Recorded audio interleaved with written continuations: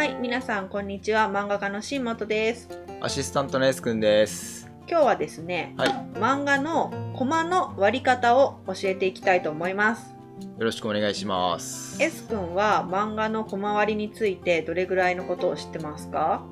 全く知りません。なるほど。ということで今日は全く知らない人に向けてですね、基本中の基本を説明していきたいと思います。お願いします。それでは行きます。はーい。はい。では、このページを使って漫画のコマ割りの基本のルールを説明していきたいと思います。日本のね、これ、本をイメージしてみたんだけど、日本の漫画のルールとして、まず、右から左に読みます。これはみんな国語の教科書とかをイメージしてもらえばいいと思うんだけど、日本の漫画もセリフの中の文字は縦書きだから、右から左に読むっていう風なことを覚えておいてください。だから、漫画の中のコマっていうのも基本的には右から左に移っていくっていう感覚で考えます。で、大体ですね、縦は3段から2段っていう感覚。だから今試しにね、割ってってみますね。はい、これが3段の小回りのパターンと2段の小回りのパターンです。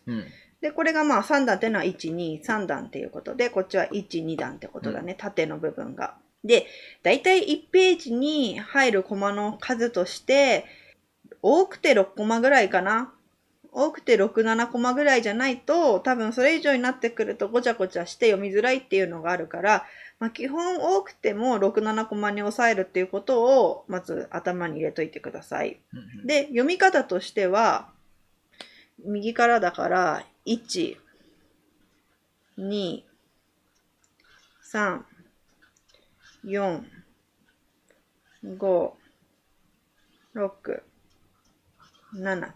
こういう感じでね、このページだったらこういう風な感じで読まれていきます。ということで、まずこの流れを意識して漫画のコマをみんなも割ってみてください。なるほど。はい、それで、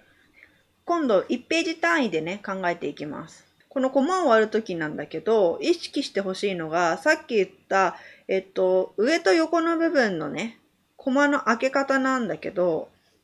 例えばね、ちょっと薄くて見づらいかもしれないんだけど、この画面4コマでコマを割りたいとするでしょ？そうなったときに、こういう風に今ね、均等にコマがこういう風にね、割られてたとき、結局これがどういう風に順番で読んでいっていいのかがいまいちわからなくて、1、2で読んでいくのか、1、2、3、4かわからないんだよね。1、2、3、4か。これは多分ここのね、幅が基本的なルールとして、ここの横の隙間がだいたい、そうだな。3ミリぐらい。で、ここの隙間が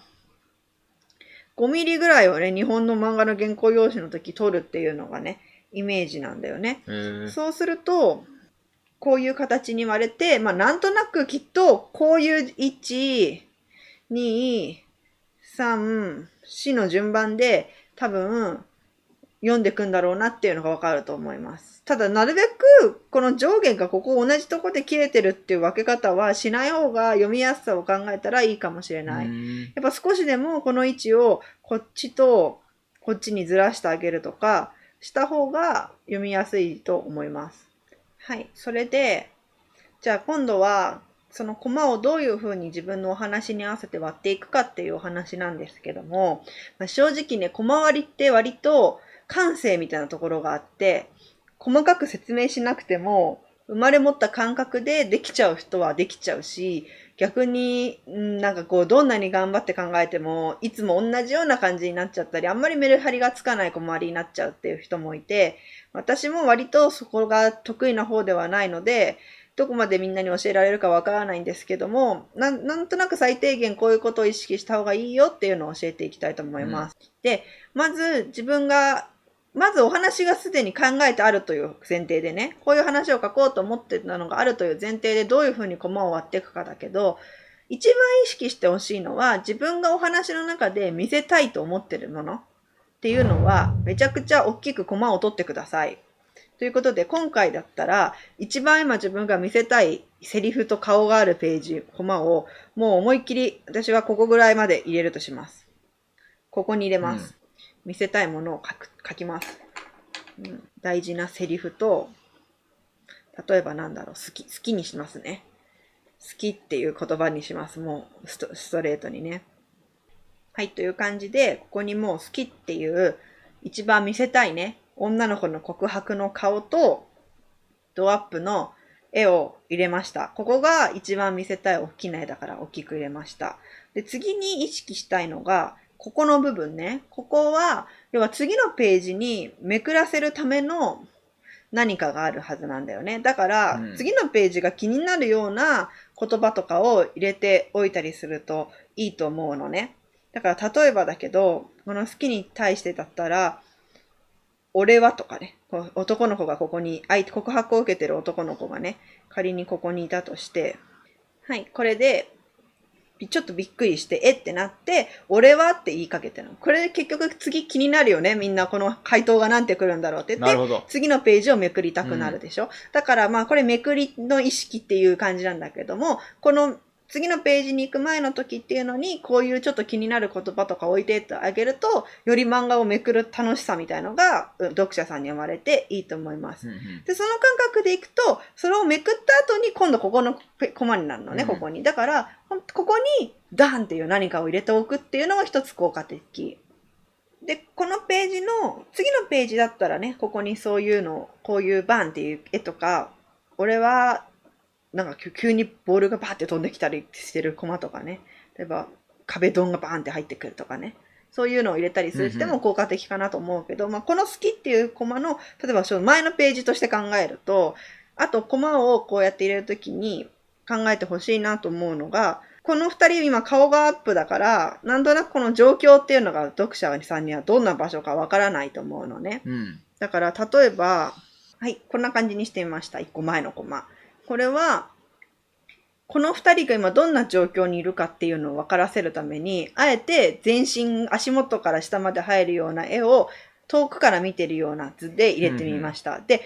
あえて好きって言う前の間のコマってあるかなと思ってセリフも入れません。これ、点々点々って書いてあるけど、逆にこのセリフすら、点々点のセリフすら取っちゃっても大丈夫。何にももうセリフのない二人が立ってるっていう。こういう間のコマ、必ずしも絵の中に全てこのセリフが入ってなきゃいけないわけじゃなくて、こういう間を取るためのコマっていうのも意識してあげてもいいかもしれない。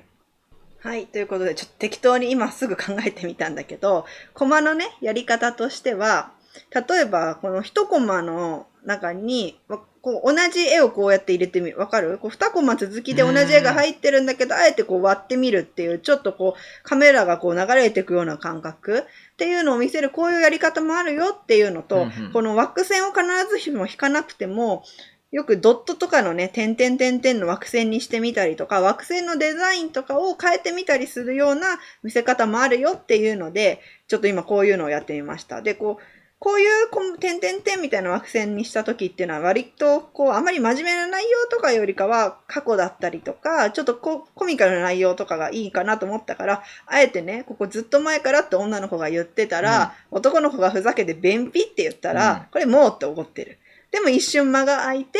好きって言って、あってなって俺はって続くっていうのを今ちょっとここの一瞬で考えてみてやってみました。っていうこういう見せ方もあるから、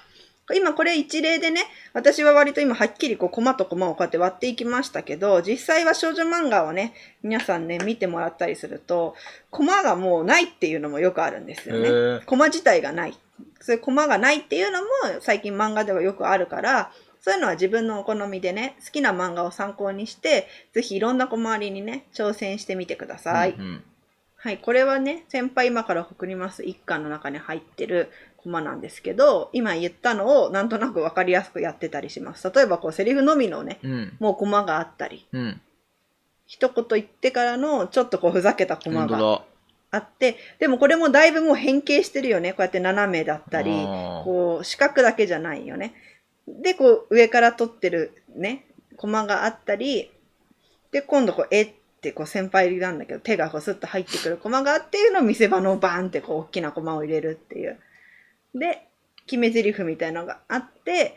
最後ここにピッて入ってるのはちょっとだけ間を作るためにこういう風にコマをね、あえてね、少しだけ入れたりしてます。